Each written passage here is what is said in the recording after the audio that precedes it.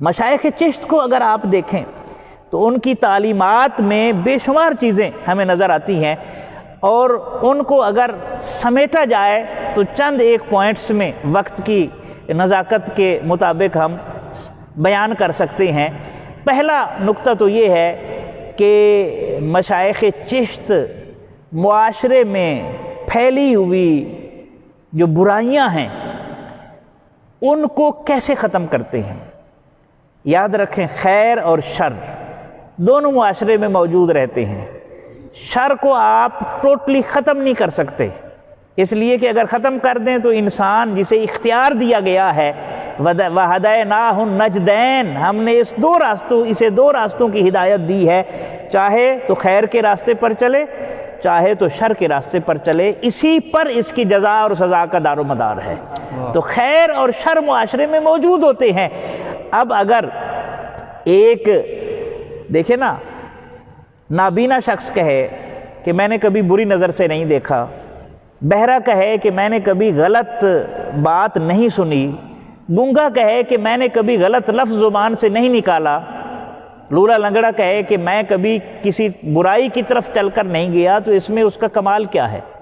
وہ کر ہی نہیں سکتا نا۔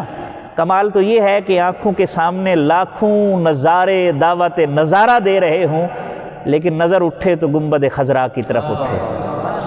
یہ کمال ہے نا۔ سماعتوں میں رس گھولنے والے نغمے اپنی طرف متوجہ کر رہے ہوں، لیکن یہ سماعتیں متوجہ ہوں تو نغمہ یار کی طرف متوجہ ہوں۔ زبان بول سکتی ہو لیکن یہ کھلے تو حق کے ابلاغ اور دعوت کے لیے کھلے، ہاتھ اور پاؤں حرکت کر سکتے ہوں لیکن اٹھیں تو اللہ کی رضا کے مطابق اٹھیں۔ یہ کمال ہے۔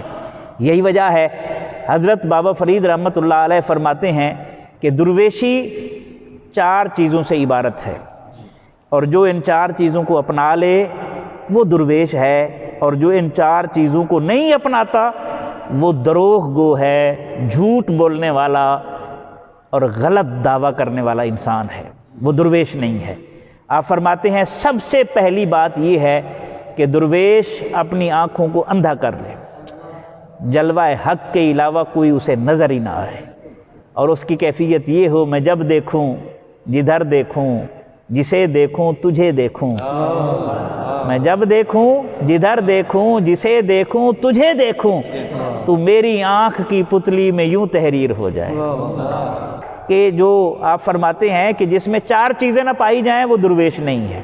اپنی آنکھوں کو اندھا کر لے کہ جلوہ حق کے علاوہ اسے کچھ اور نظر نہ آئے، کانوں کو بہرا کر لے، اسے نغمہ حق کے علاوہ کچھ اور سنائی نہ دے، اور اپنی زبان کو گنگا کر لے، حق کے علاوہ منہ سے زبان نہ نکالے۔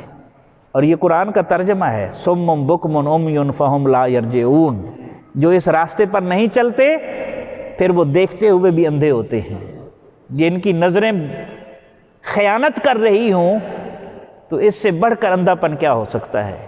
جن کی سماعتیں حق کو سننے کے باوجود باطل کو سن رہی ہوں، جن کی زبان حق کی گواہی دینے کی بجائے باطل کی شہادت دے رہی ہو اور باطل کو سپورٹ کر رہی ہو، اور جس کے اٹھنے والے قدم گناہ کی طرف بڑھ رہے ہوں، تو ظاہر ہے صم بکم عمی والی کیفیت ہے نا۔ اور بابا صاحب فرماتے ہیں درویش اپنی آنکھیں اندھی کر لے، کان بہرے کر لے، زبان گونگی کر لے، اور ٹانگیں اپنی پاؤں اپنے لنگڑے کر لے، تاکہ حق کے علاوہ کسی اور راستے پر نہ جا سکے۔ جس میں یہ 4 چیزیں پائی جائیں وہ درویش ہوتا ہے۔